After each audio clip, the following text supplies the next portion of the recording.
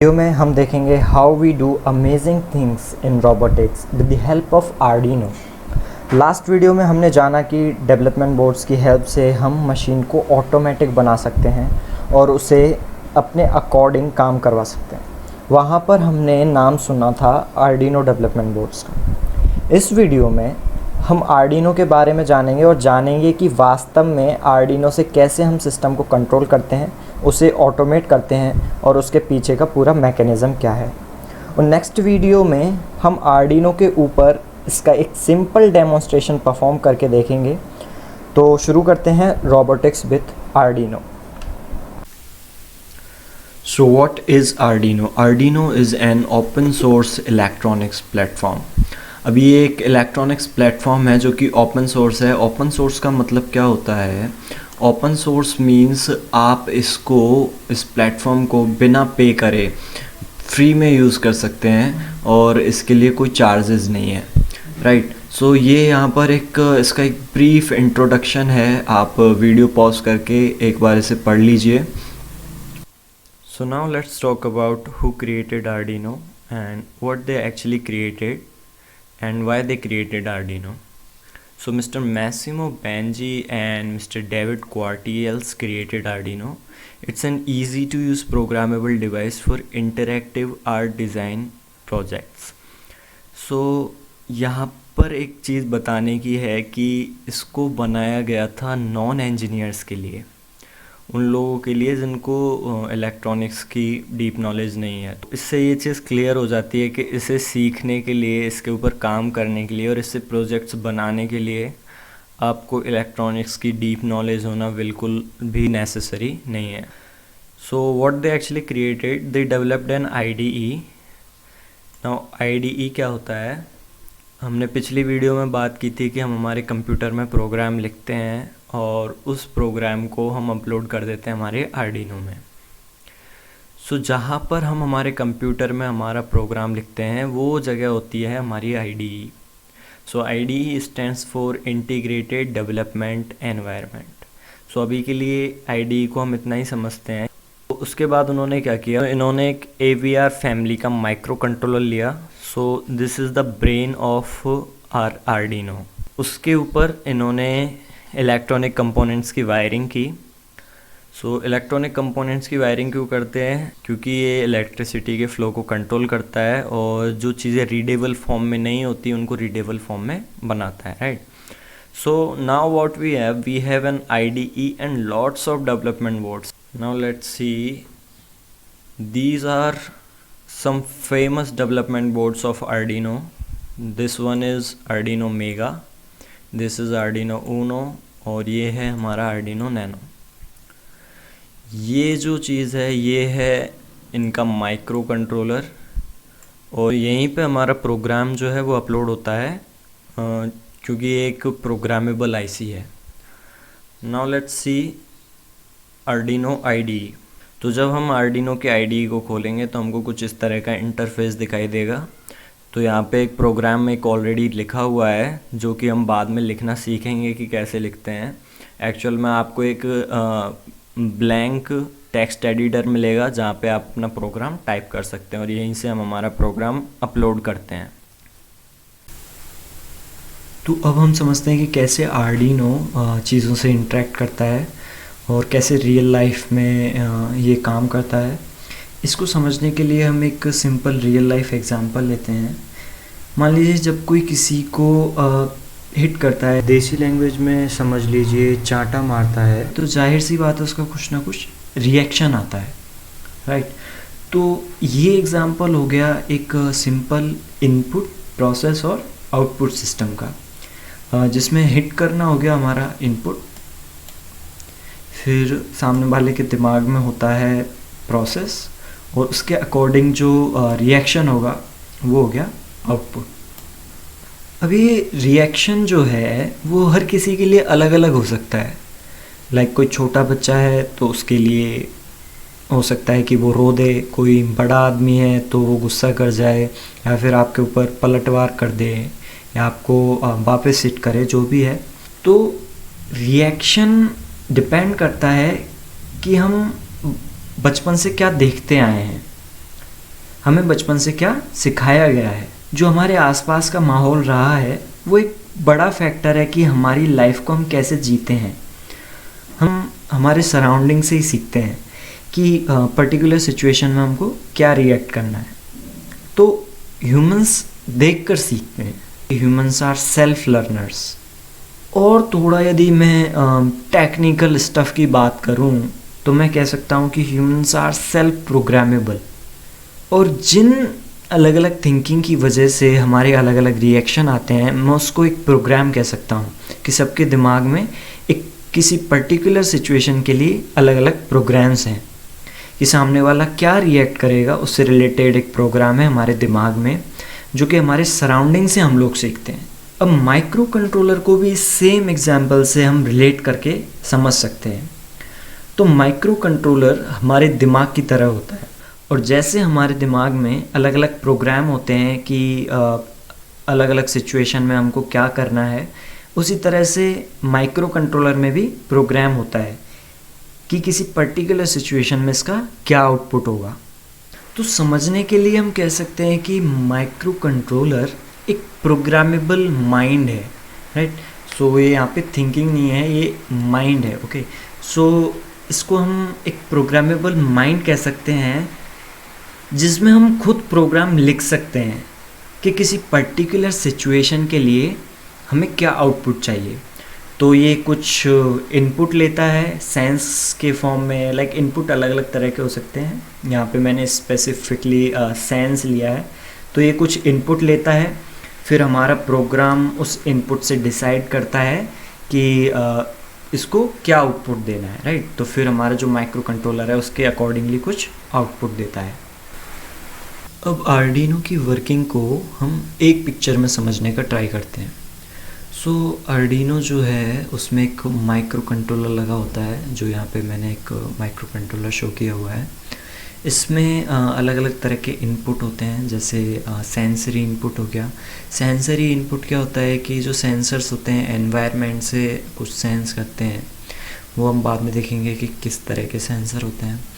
कुछ इन्फॉर्मेशन हो सकती है इनपुट के फॉर्म में, या फिर कुछ फिज़िकल इनपुट हो सकता है। यहाँ पर बीच बीच में हम कई सारे इलेक्ट्रॉनिक कंपोनेंट्स का यूज़ करते हैं इलेक्ट्रिसिटी के फ्लो को कंट्रोल करने के लिए, या फिर जो डेटा है उसको माइक्रो कंट्रोलर के लिए रीडेबल बनाने के लिए, राइट।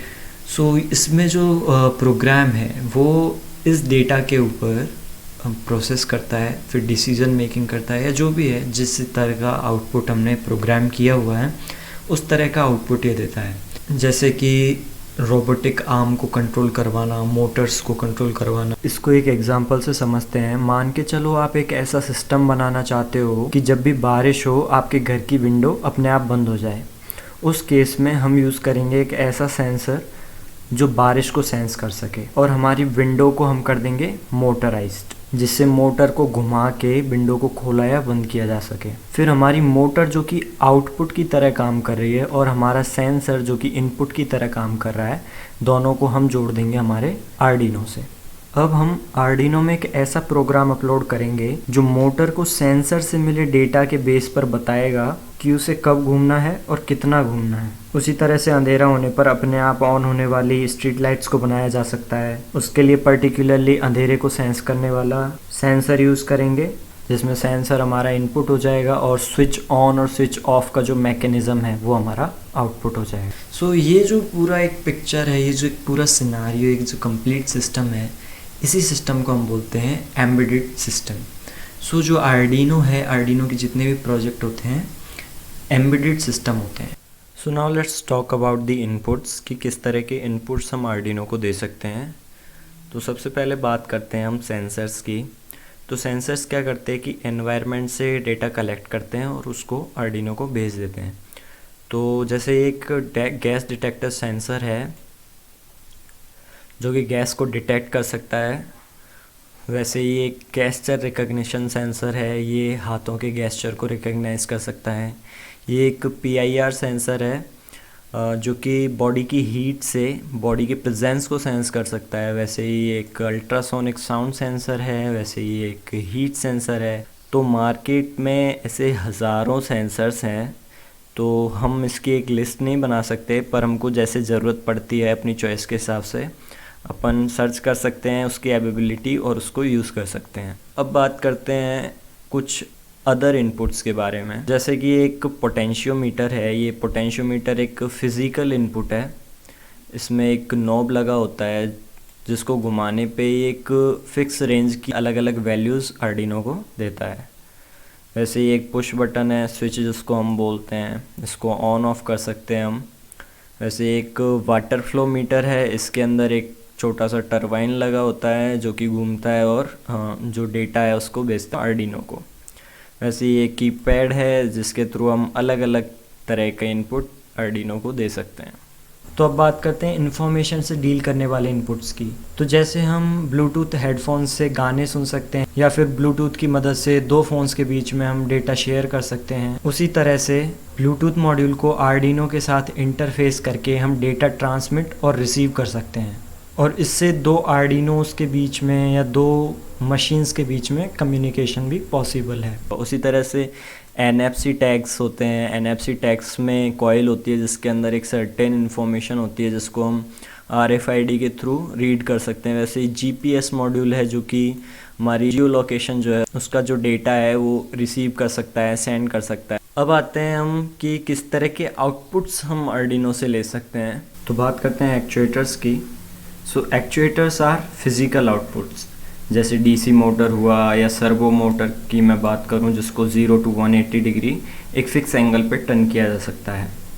स्टेपर मोटर है जिसको एक फ़िक्स स्टेप्स ऑफ डिग्री पे टर्न कर सकते हैं। तो ऐसे कई सारे एक्चुएटर्स होते हैं जैसे सोलेनॉइड, हाइड्रोलिक्स एट्सेट्रा। तो अब आते हैं कुछ अदर आउटपुट्स पे। तो जैसे कि एक LED है, LED के हम अलग अलग ब्लिंकिंग पैटर्न्स आउटपुट में ले सकते हैं। बज़र से हम बीप आउटपुट में ले सकते हैं, और ये जो LCD डिस्प्ले है इस पे हमारा जो डेटा है उसको हम डिस्प्ले करवा सकते हैं। अब देखते हैं एनाटॉमी ऑफ आर्डिनो। सो इसमें हम स्पेसिफिकली बात करेंगे आर्डिनो ऊनो R3 की, क्योंकि इसका ही यूज़ हम सबसे ज़्यादा करते हैं। तो सबसे पहले चलते हैं टेक्निकल स्पेसिफिकेशंस की तरफ। तो आर्डिनो ऊनो R3 में जो माइक्रो कंट्रोलर होता है वो होता है ATmega 328। इसके बारे में आप और नेट से पढ़ सकते हैं। इसका जो ऑपरेटिंग वोल्टेज होता है वो होता है 5 वोल्ट्स, और इसमें जो इनपुट वोल्टेज जो रेकमेंड किया जाता है वो होता है फ्रॉम 7 to 12 वोल्ट्स। जनरली हम सेफ्टी के लिए 9 वोल्ट्स का यूज़ करते हैं। बाकी इसकी जो लिमिट होती है वो होती है 6 to 20 वोल्ट्स, बट इसका यूज़ नहीं किया जाता क्योंकि ये डैमेज कर सकता है हमारे आर्डिनो ऊनो को। इसमें 14 डिजिटल इनपुट आउटपुट पिन्स होती हैं, जिसमें से 6 पिन जो हैं वो PWM आउटपुट प्रोवाइड करती हैं, और इसमें 6 एनालॉग इनपुट पिन्स होती हैं। अभी हमारे लिए इतना सब कुछ ही काफ़ी है, और टेक्निकल स्पेसिफिकेशंस हम धीरे धीरे टाइम के साथ में समझते जाएंगे। तो ये है हमारा आर्डिनो ऊनो R3। तो एक एक करके इसके सभी कंपोनेंट्स को समझते हैं।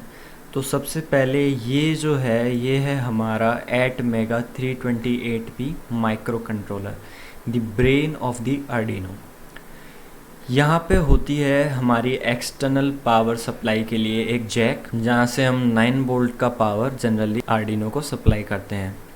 यहाँ पे होता है हमारा USB पोर्ट। इस USB पोर्ट से हम हमारे आर्डिनो को कंप्यूटर से कनेक्ट कर सकते हैं, और कभी कभी इसको हम पावर सप्लाई के लिए भी यूज़ करते हैं। यहाँ पे होता है आर्डिनो का रीसेट बटन। रीसेट बटन क्या करता है कि जो करेंटली प्रोग्राम आर्डिनो में रन हो रहा है उस प्रोग्राम को ये फिर से शुरू कर देता है। अब देखते हैं आर्डिनो की पिन्स को। तो आर्डिनो के दोनों एजेस पर जो ये ब्लैक स्ट्रिप्स हमको दिखाई दे रही है ये होती हैं आर्डिनो की पिन्स। इस साइड की पिन्स की बात करें तो पिछली स्लाइड में हमने देखा था कि आर्डिनो ऊनो में 14 डिजिटल पिन्स होती हैं। तो पिन नंबर 0 से और पिन नंबर 13 तक जो इसमें पिन्स होती हैं वो होती हैं हमारी डिजिटल पिन्स, जिसमें से पिन नंबर 0 और पिन नंबर 1 हमारे काम आती है कम्युनिकेशन के लिए। पिन नंबर 0 डेटा रिसीविंग के लिए और पिन नंबर 1 डेटा ट्रांसमिशन के लिए। वहीं जिन पिन्स के आगे हमको ये वेव साइन दिखाई दे रहा है ये पिन्स होती हैं हमारी PWM पिन्स। दूसरी साइड आए तो पिन नंबर A0 से और पिन नंबर A5 तक की जो पिन्स हैं ये होती हैं हमारी एनालॉग पिन्स। अभी आप डिजिटल पिन्स, PWM पिन्स और एनालॉग पिन्स से ज़्यादा कंफ्यूज मत होइए, क्योंकि ये चीज़ें हम धीरे धीरे टाइम के साथ में सीखते जाएंगे। अब देखते हैं पिन्स के इस ब्लॉक को। तो सबसे पहले आते हैं वी इन पिन पर। तो ये जो वी इन पिन होती है ये हमारी होती है एक्सटर्नल पावर सप्लाई के लिए। हम एक्सटर्नल पावर यहाँ से भी दे सकते हैं, हम एक्सटर्नल पावर USB पोर्ट से भी दे सकते हैं और हम एक्सटर्नल पावर वी इन से भी आर्डिनो को सप्लाई कर सकते हैं। वहीं पे आर्डिनो में होती हैं 3 ग्राउंड पिन्स। ग्राउंड पिन्स समझ लीजिए जैसे कि हमारी बैटरी में 2 टर्मिनल होते हैं, एक होता है नेगेटिव टर्मिनल और एक होता है पॉजिटिव टर्मिनल। उसी तरह से जो नेगेटिव टर्मिनल का काम आर्डिनो में करती हैं वो करती हैं ग्राउंड पिन्स। 2 ग्राउंड पिन्स होती हैं इस ब्लॉक में और 1 ग्राउंड पिन होती है हमारी इस स्ट्रिप में। वहीं पर हम आर्डिनो से 2 तरह की आउटपुट सप्लाई ले सकते हैं। एक होती है 5 वोल्ट जो कि 5V पिन से हम ले सकते हैं और एक होती है 3.3 वोल्ट जो कि हम 3.3V पिन से ले सकते हैं। सो ये है आर्डिनो का डिटेल आर्किटेक्चर। तो फ्यूचर रेफरेंस के लिए आप इसका स्क्रीनशॉट ले सकते हैं। समझते हैं कि कैसे हम आर्डिनो के ऊपर डिफरेंट टाइप के ऑपरेशंस परफॉर्म करते हैं। तो ऑपरेशन परफॉर्म करने का सबसे पहला स्टेप है सर्किट बनाना। तो एक सर्किट बनाने के लिए हमको ज़रूरत होती है कुछ वायर्स की, जिनको हम बोलते हैं जंपर वायर्स, और एक ब्रेडबोर्ड की। तो जंपर वायर्स के थ्रू हम हमारे आर्डिनो की पिन्स को कनेक्ट कर सकते हैं हमारे इलेक्ट्रॉनिक कंपोनेंट्स से, सेंसर्स से, एक्चुएटर से एंड ब्रेडबोर्ड से। तो अब हम थोड़ा ब्रेडबोर्ड के कनेक्शंस को समझते हैं। इसमें 2 तरह के कनेक्शन होते हैं। एक होते हैं कॉलम वाइज जो कि ब्रेडबोर्ड की दोनों साइड में होते हैं।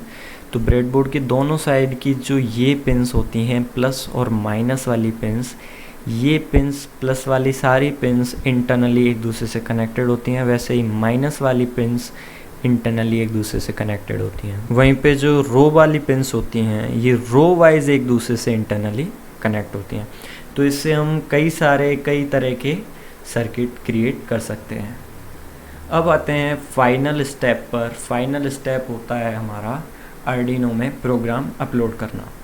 तो हम हमारे कंप्यूटर में हमारा प्रोग्राम लिख चुके होते हैं, हमारे आर्डिनो से प्रोजेक्ट का सर्किट कंप्लीट कर चुके होते हैं। इसके बाद with the help of A to B type cable हम अपलोड करते हैं हमारा प्रोग्राम आर्डिनो एंड फाइनली हमारा प्रोजेक्ट बन के तैयार हो जाता है। एंड फाइनल प्रोजेक्ट कुछ इस तरह का हमको दिखाई देता है, जिसमें आप देख सकते हैं कि कई सारे आउटपुट्स हैं, कई सारे इनपुट्स हैं, पावर सोर्स हम देख सकते हैं, हमारे आर्डिनो को देख सकते हैं।